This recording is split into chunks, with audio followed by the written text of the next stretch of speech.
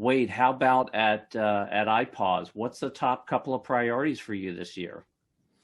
Yeah, one is we're continuing to work. We've seen a gap where what we feel we need to do is ingrain kind of the thought of emergency communications to the public. So sending of alerts early and effectively and in a timely fashion to the public within the emergency communications community and in those programs, into the operations center and into the operations plans of those public safety agencies across the plethora of where they sit, especially at the local level. So, at the local level, those true first responders are your local public safety officers. They're the people on the ground.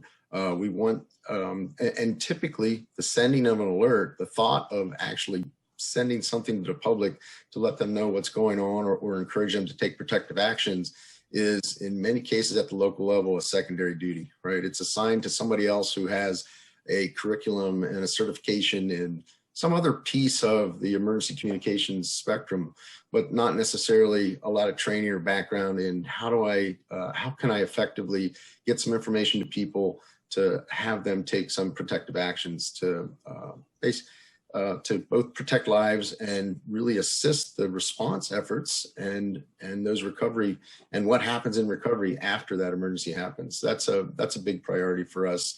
Haven't exactly cracked the nut on how to get that all done, but we are leaning in to create some tools. I mentioned before guidance and training.